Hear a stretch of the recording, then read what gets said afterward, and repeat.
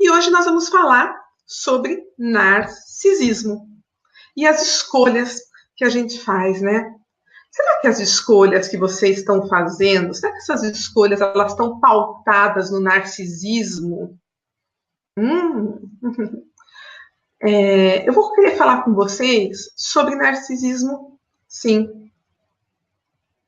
Ai, Danilo, não precisa se desculpar, imagina. É que depois eu dou um tempinho para isso. Acho que é só a primeira vez que você está aqui. E depois vai juntando comentário, daí eu não consigo ver, tá bom? E às vezes a pergunta que você vai fazer eu já vou responder em aula, tá? Mas me desculpa, você é muito bem-vindo aqui, as suas questões também. Uhum. Uau, que legal, hein? Será que é uma coincidência ou uma providência, hein, Anne? Gente, seguinte.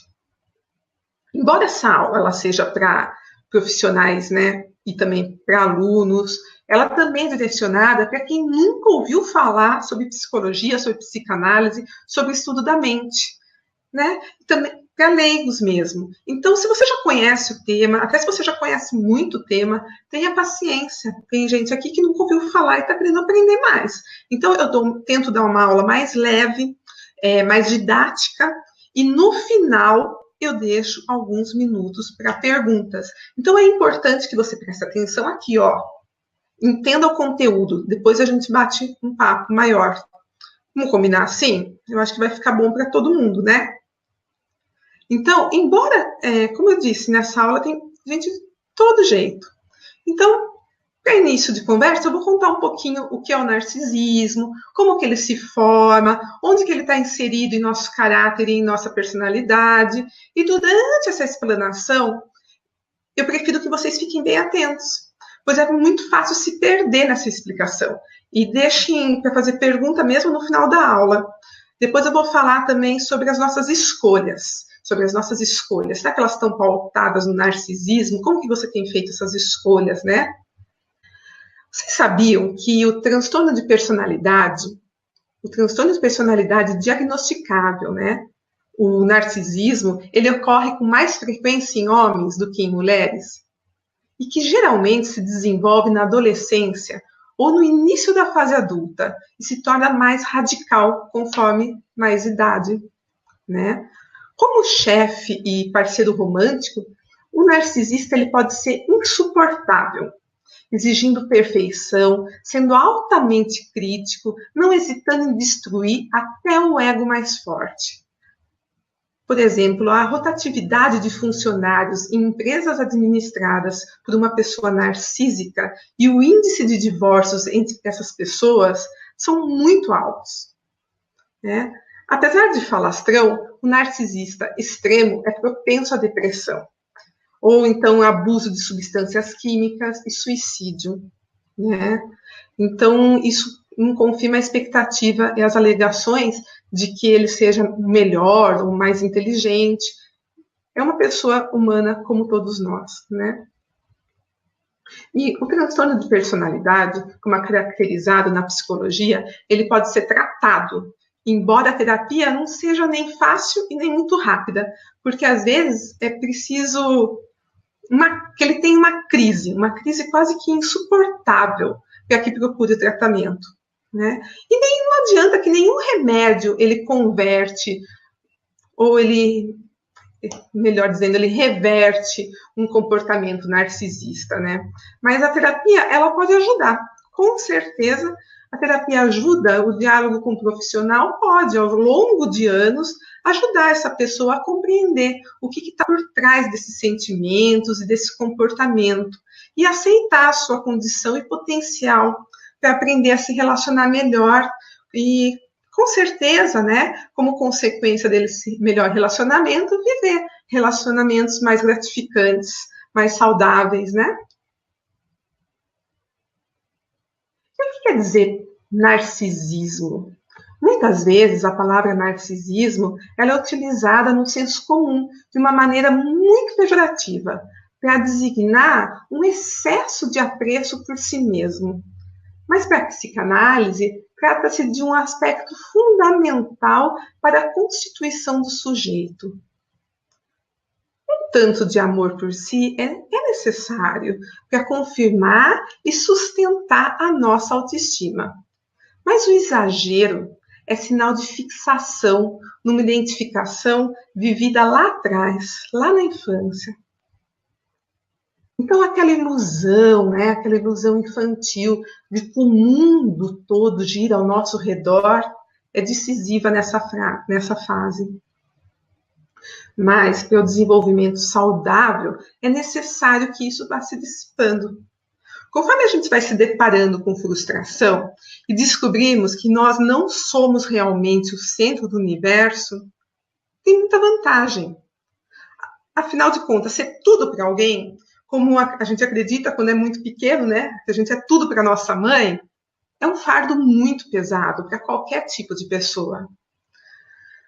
Alguns, entretanto, eles se iludem com o fascínio desse papel e passam a vida inteira almejando esse modelo inatingível de perfeição.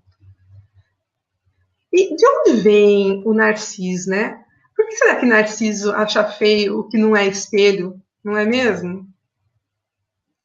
Veja bem, diz o mito grego que Narciso era uma criança muito bonita, tão linda e tão admirada que a sua mãe, Liriope, preocupada com esse excesso, levou Narciso até um sábio, o sábio Tiresias. E ele lhe disse que o menino só teria uma vida longa se jamais visse o próprio rosto, a própria imagem. E por muito tempo essas palavras pareceram sem sentido, não é verdade? Totalmente sem sentido. Mas os acontecimentos que se desenrolaram mostraram que estava certo o que o sábio disse. Na adolescência, Narciso era um jovem belíssimo, mas muito soberbo. Ao passear certo dia pelo campo, a jovem Eco o viu e se apaixonou por ele. Mas o jovem a repeliu. Falou, não, eu não quero. Um dia, Narciso estava tão cansado que ele foi até uma fonte de águas bem limpas. E então, aquela profecia do sábio se realizou. Ao ver-se ali, refletido naquelas águas transparentes, Narciso ficou embevecido. Ele não tinha mais olhos para nada, nem ouvidos para mais nada. Ele não comia, ele não dormia, ele só tinha olhos para si. Eco suplicava para que ele olhasse para ela, né? Mas Narciso estava apaixonado. Ele só conseguia ver a si mesmo, então ele não respondia a Eco. E assim realizou-se o seu destino. Ele mergulha no espelho das águas e desaparece. Num encontro impossível com ele mesmo. Então, sem a possibilidade de reconhecimento do que a própria imagem, do que é a sua própria imagem e do que é o outro, o corpo de Narciso tornou-se pura miragem e se desfez na água. E Eco, que só vivia para perseguir Narciso, só chamava por ele, vivia por ele, foi petrificada e perdeu o poder da sua própria palavra. Narciso, ele não cria laços, não partilha seu encanto, perde-se na imagem de si mesmo. Mas Eco, que vivia atrás de Narciso, também se perde e entrega-se à repetição compulsiva, sem se separar daquela imagem que ela idealizou. Então, gente, foi com base nesse mito que Freud desenvolveu um dos conceitos mais importantes da sua teoria, o narcisismo, que foi mencionado pela primeira vez em seus escritos em 1909. Já, se vocês leram O Mal-Estar da Civilização, em 1930, o Freud diz que um dos grandes obstáculos do homem em sua busca pela felicidade e que lhe traz maiores dificuldades é o sofrimento resultante das relações humanas, pois elas colocam a gente em confronto com aquilo que, não sendo espelho, nos solicita novos posicionamentos. Aí já se vê a importância do estudo do narcisismo, né? Vejam bem, toda criança, quando nasce, ela é banhada por vários olhares e desejos, né? Quando se contempla no espelho, ela não vai ver um simples reflexo físico da sua imagem, mas ela vai ver tudo aquilo que os olhares da mãe, do pai e da família depositaram nela. Então, é um momento em que aquela criança se sente a maior coisa que existe naquele momento, né? A sua majestade, o bebê, não é mesmo? Quanta alegria quando uma criança chega, né? Para os pais, que vem renascer das cinzas a sua própria imagem idealizada. E aquilo que eles não puderam realizar, talvez aquele filho possa. Então, quando que a gente vê esse estágio na criança, né? Esse estágio é o primário, constitutivo, e também ele é alienante, né? Porque o bebê, ele vai ser um herói, ele vai vencer todos os perigos. Trata-se de um momento necessário, né? Mas ele é cheio de riscos. Se não ocorre, a imagem de si pode não se constituir, pode se fragilizar, parecendo insuficiente. Se, por outro lado, é excessivo, torna-se aprisionante, né? Comprometendo o futuro e possibilitando a construção de projetos e ideais. Mas se tudo ocorrer bem, vamos lá, a criança vai se desligar desse olhar de que ela é o centro do mundo e escapará do destino que teve Narciso, um destino fatal, né, de se embeber na própria vaidade, afogado, na tentativa de perpetuar o encontro com a imagem, né? Então, os desdobramentos do narcisismo, eles são de fundamental importância para a análise do mundo em que a gente vive. A valorização da imagem e do sucesso a qualquer custo reduz a tolerância das mínimas divergências, daquele que diverge da gente, né? O que Freud chamou de narcisismo das pequenas diferenças. E acirra ainda mais os conflitos, seja nas pequenas discordâncias ou naquelas muito grandes, aqueles conflitos bélicos. Se o outro ele não me satisfaz, se não é um espelho daquilo que eu almejo, se tenta opor-se às minhas vontades e ameaça a minha autoestima, eu vou lá e acabo com ele, o aniquilo. Ele não serve mais para mim. Então, esse terreno, ele é propício para preconceitos, para fanatismo, para violência. Estão compreendendo? O narcisismo é um conceito extremamente importante, que se aproxima muito, quando a gente fala na psicologia, ao termo do egocentrismo, sim. Na relação com a psicologia, o narcisismo é a busca exagerada em receber das pessoas, das coisas e dos sistemas as provisões de segurança e de reconhecimento. Já que a psicanálise seria estabelecer como objeto si mesmo, para atender às necessidades desenvolvidas pelas pulsões psicológicas de construtividade e de amor por si. O que acontece é que no narcisismo, o ego, na sua totalidade, ele é tomado como objeto-alvo. Vamos pensar assim. Ele é um objeto-alvo da energia psíquica e também da sexual, do amor. Então, por esse motivo que a psicanálise coloca o desenvolvimento inicial do narcisismo infantil como os momentos que são formadores do ego. Então, o narcisismo ele seria estabelecido, de uma maneira geral, pelas introjeções dos padrões físicos decorrentes de identificações com as imagens das pessoas enquanto você ainda está naquela fase infantil. Né? Lacan, ele relacionou esse primeiro momento de formação do ego com a experiência narcísica fundamental, que designa pelo nome de fase do espelho. Olha só como tudo tem uma não é? Uma junção, uma ligação, né?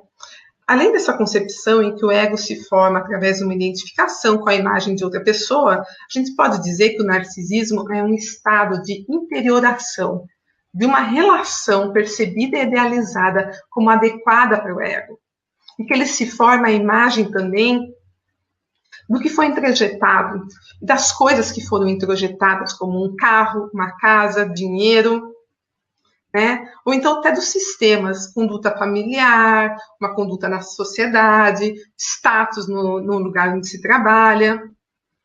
Mas com a elaboração da segunda teoria do aparelho psíquico, eu já dei uma aula sobre isso, sobre ego, id e superego, né? Acho que algumas pessoas aqui já viram. Essa concepção do narcisismo, ela evoluiu. E Freud, ele acabou descobrindo e conceituando um estado narcísico primitivo, lá no bebê, né? Quando se tem a inexistência do objeto. E também um narcisismo secundário, quando já se tem a organização inicial do ego. É complicado, mas espera aí que vou explicando, tá bom? Esse estado primitivo que eu falei é o narcisismo primário. Vou explicar isso.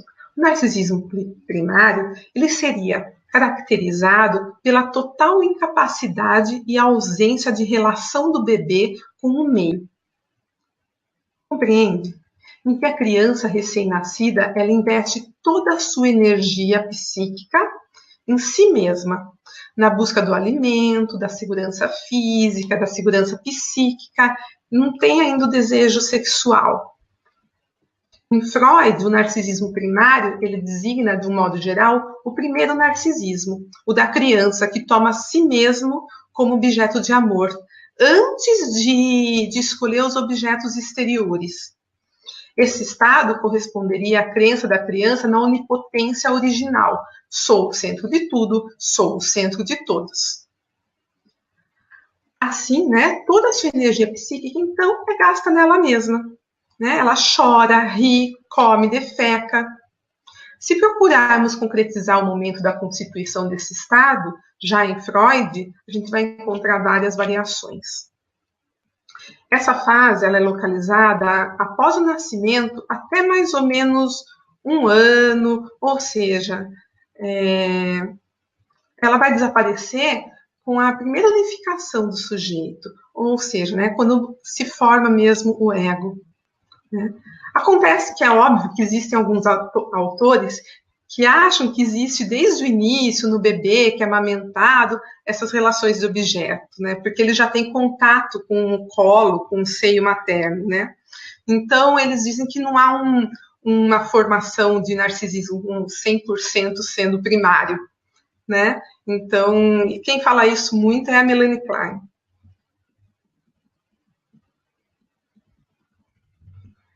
Já no narcisismo secundário, vamos lá, gente? Estão prestando atenção?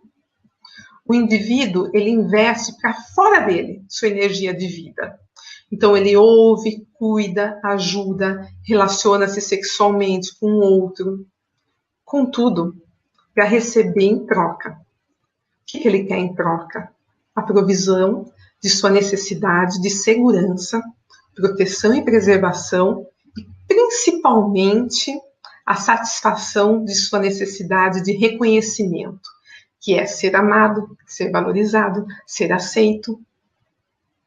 Desse modo, o narcisismo do ego adulto é secundário, retirado de identificações com objetos, sejam pessoas, coisas, padrões de idealização, né, em função dessas necessidades egocêntricas de segurança e de reconhecimento. A literatura psicanalítica tem um entendimento muito diverso, que nos impede de apresentar uma definição única para o narcisismo secundário. Mas para Freud, o narcisismo secundário, após introjetado, caracteriza uma estrutura permanente da personalidade do sujeito, podendo, contudo, ser flexibilizada ao longo dos anos. E para isso que a gente está aqui, os psicanalistas, né? Existem tipos mais comuns de narcisismo secundário. Vamos ver se vocês reconhecem. O narcisismo da estética. O que é? É aquele que estabelece como objeto a estética corporal, a vaidade física, como uma forma de se sentir bem consigo mesmo e de receber segurança, sentindo-se preservado pela sua forma de ser, e também de reconhecimento, ser amado, ser valorizado através da estética. Mas e o narcisismo do intelecto, né? Como será que ele se dá? O narcisismo do intelecto, ele estabelece a vaidade do relacionamento, através da prepotência, que é a vaidade do poder, de ter poder no trabalho, na família, na sociedade, através da presunção, a vaidade do saber, e através do orgulho, né?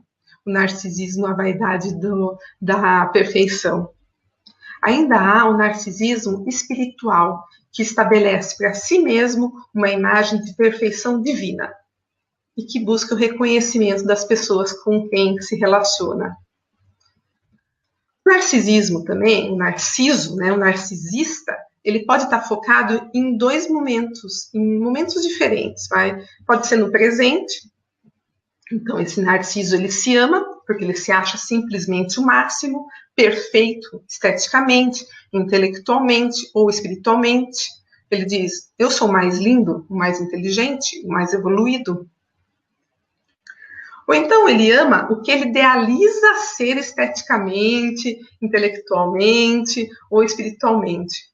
E ele se move para obter isso que ele idealiza. Então ele pensa assim, eu tenho que ser magro, tenho que ser magro, tenho que ser magro, tenho que ser o melhor aluno, tenho que ser o mais evoluído. E tem também o narciso do futuro, né? Então ele ama aquilo que ele já foi. Ah, na minha época, né? Na minha época era assim. Nossa, eu já fui isso, já fui aquilo, já fui aquele outro, né? Na minha época eu fazia isso, fazia aquilo, fazia. Ele expõe a sua intelectualidade pautado numa coisa que ele já foi. Você pode ver que o narciso, ele escolhe pessoas, coisas ou sistemas para receber essas provisões de segurança, de reconhecimento. Seja cônjuge, filhos, amigos, nas coisas que são os carros, os imóveis, dinheiro no corpo, ou nos cargos, né, que são nos sistemas, no status de uma profissão, na família, nas relações sociais, né? Mas vamos lá. Por que será que eu marquei uma aula sobre narcisismo? Por que o narcisismo eu falo que é tão importante? Por que eu dei tanta explicação mais técnica para quem está aqui e usa isso em consultório, no setting, né? Eu, pessoalmente, eu marco muito, né? Eu pauto o meu setting, o meu trabalho aqui no consultório com paciente, ou como vocês chamam de cliente, muito nesse ensinamento do narcisismo. Porque muitas vezes chega alguém aqui no meu consultório com muitas dúvidas. A maioria das pessoas chega clivada, chega com dúvidas, muito aflito, sem saber o que vai fazer da vida. A pessoa está em crise, sem saber que decisão vai tomar. Então, para ajudar esse paciente no reconhecimento do seu estado psíquico e conduzir, auxiliá-lo numa escolha consciente, é importante verificar e até mesmo pontuar como que ele está fazendo as escolhas dele, né? Então, a gente tem vários tipos de escolha. E é sobre elas que eu vou falar com vocês. A escolha por apoio. Vocês vão entender o que isso tem a ver com narcisismo, tá? Veja, em qualquer escolha consciente de objeto que fazemos, seja um casamento, seja um trabalho, seja uma roupa, seja dinheiro, sempre realizaremos essa escolha pelos padrões identificados e introjetados dos nossos parentais. Pai, mãe, criadores, da sociedade ou da religião. E esses padrões, são eles que vão estabelecer os nossos níveis de idealização ou nossas pretensões e que também vão constituir nosso caráter e a nossa personalidade. Veja, isso é normal em qualquer ser humano, em qualquer pessoa. E essa escolha de objetos, essa escolha consciente de objetos por apoio é algo importante e muito determinante na vida do sujeito, né? Porque ele é influenciado integralmente, seja na vida profissional, seja na vida sexual, né? Nas suas escolhas.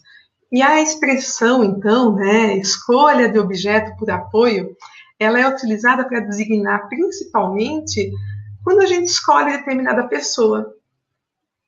Mas pode ligar-se a algo que o ego necessita, tal como eu disse, as coisas e os sistemas, a profissão, a religião, o casamento, né?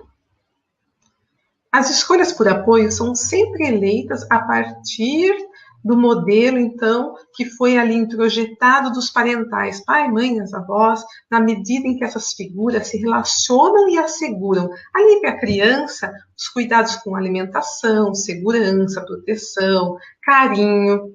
Isso porque em suas escolhas de amor, a criança aprende a se identificar e a amar outras pessoas que a ajudam naquele estado de desamparo em que ela se encontra, que é natural, né? Então, ela acolhe pessoas que atendem essas necessidades básicas, fisiológicas, de segurança, de reconhecimento.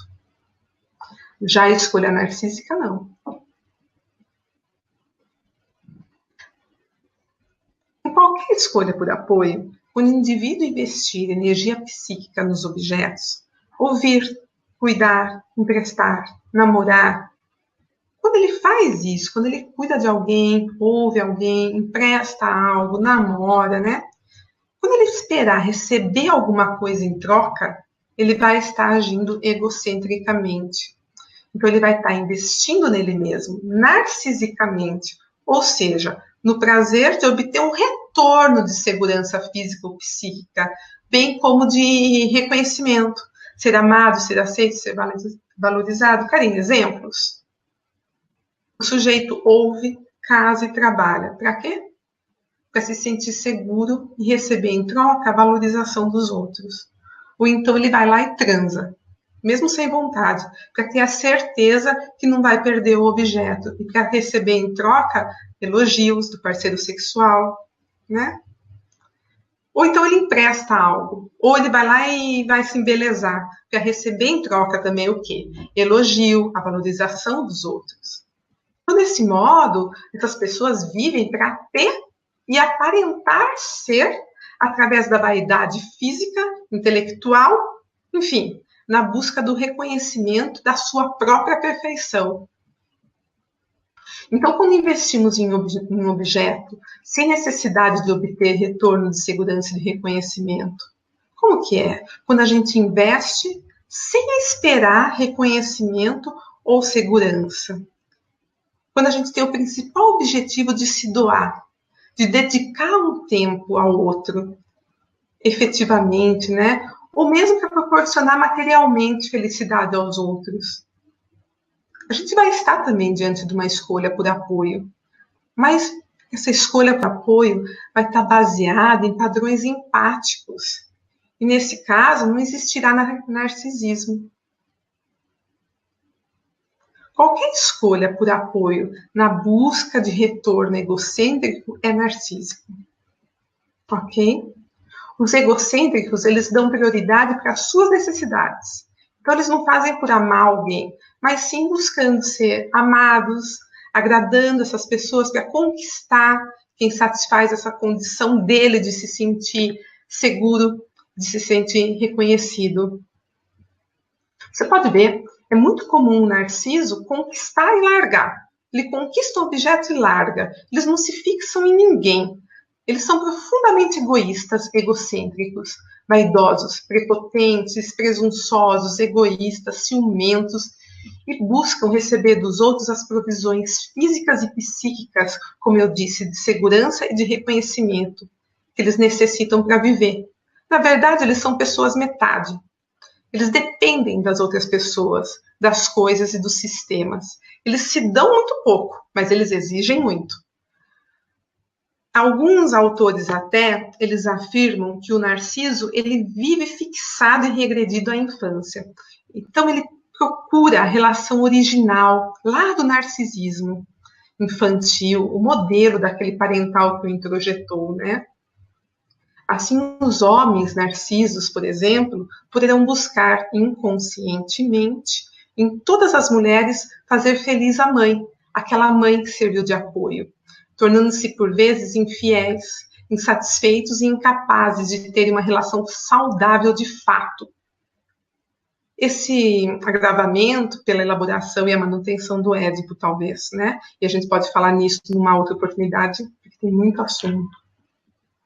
Mas o que eu observo aqui no setting, no meu consultório, é que o sujeito narciso, ele se torna muito egoísta. Vai se tornando cada vez mais. Ele só dá algo na busca de receber aquilo que ele necessita para ele ser feliz. Ele exige muito do outro, mas ele dá pouco de si. Ele não aceita seus erros, então ele culpa todo mundo e a todos pela infelicidade dele. É uma pessoa que você pode ver, é muito vaidosa, prepotente, orgulhosa, presunçosa. Por quê? Porque ele busca reconhecimento dos outros, como um retorno da própria insatisfação pessoal dele. Ele não olha para dentro de si, ele só olha para si, compreende? Dificilmente o narciso aceita a sugestão para que ele mude sua percepção da vida, através da compreensão, do desprendimento, porque ele sempre se acha certo. E, em via de regra, ele é um injustiçado.